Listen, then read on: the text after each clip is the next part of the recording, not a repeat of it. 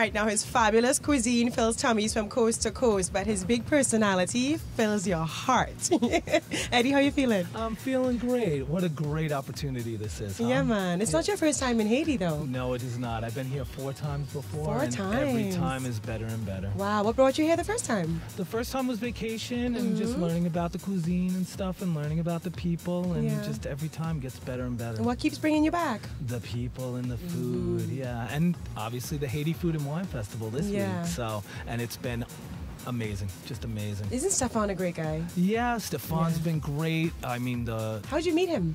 I met him through Facebook, oddly enough. So, really? yeah, we had a lot of mutual friends. He saw something that I did with the Food Network in Atlantic City last year, tried to get me here for last year's event, and here I am for this year. You're so humble. I love that. He saw something you did with the Food Network. You're only one of their biggest stars, Eddie. Everybody sees what you do on the Food Network. It's a blast. I get to do all their live culinary events. I get to travel. It's just been amazing. I think I did like 6 or 7 events just in the last few months. Wow. So, and you're always going. I am. I'm on camera, behind the camera, stamp. in the kitchen. Yeah, in the kitchen. Yeah, you cooking. are a passport monster. I am. I thought I was bad. You're on a whole other stratosphere. I love this look of the passport now. So yeah. Now you're in New York, born and raised. Born and raised. So you're an island boy for sure. I am an island boy. And tell us about your journey through cuisine. You had a kind of an interesting start, right? I did. I started when I was 13 years old. Got a job working in an Italian restaurant as a dishwasher, pot washer second, and line cook and prep cook, and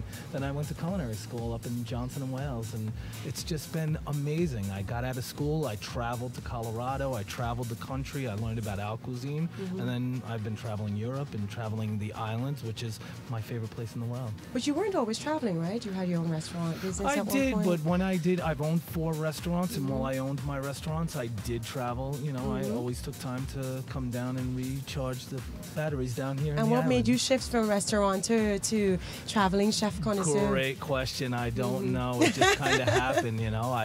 One day I fell into this. I met some guys from the Food Network, and one thing led to another, and I started filming and putting together Coast to Coast Cuisine, and it's gone much further than I ever thought it would have. Yeah. So. Now, a lot of countries and even Caribbean islands want to call themselves culinary capitals. What do you think makes for a culinary capital?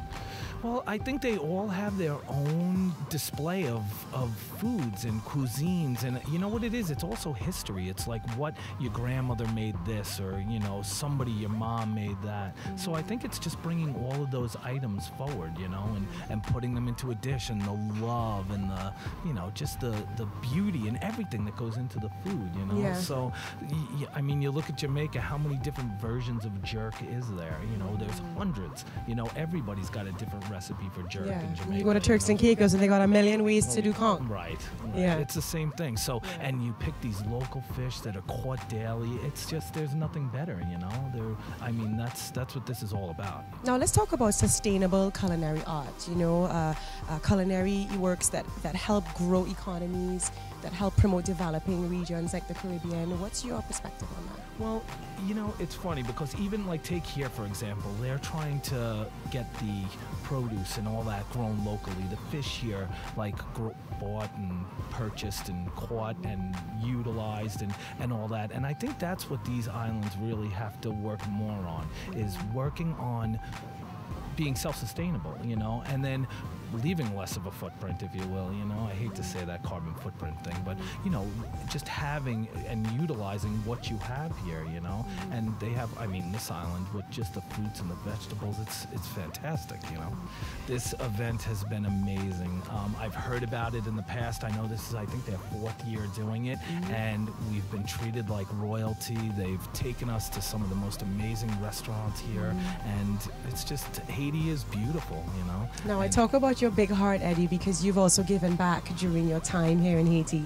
Tell us about the work that you're able to do with some of the kids. I did. Oddly enough, there was a Florida V, it's called, and they did a humanitarian project while I was here. It coincided, oddly enough, and you know, we went and we fed 500 kids over the weekend, and just meeting these little kids and giving them backpacks, and their school started, and I mean, I think that's what this is all about. I'd like to think that this is what it's all about, is giving back and just being there. And the kids were amazing and just so memorable, you know. So any advice, any words of wisdom you could share with our up-and-coming Caribbean chefs, our aspiring chefs? Well, what I told you earlier was my dad always said be a dentist when you grew up, because everybody has a mouth, and I became a chef because everybody has a mouth. But you know what it is? It's about giving back, and it's about being humble and just, you know, just enjoying the whole ride and the whole experience. It's not just the food, it's the wine, or it's the culture, whole, the conversation, the culture, it's everything. Working with what you have.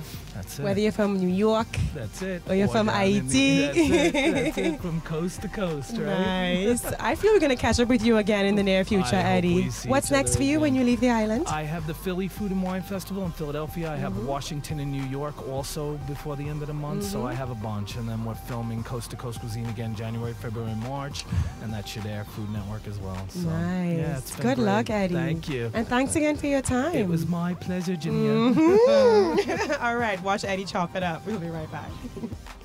Up next on IX.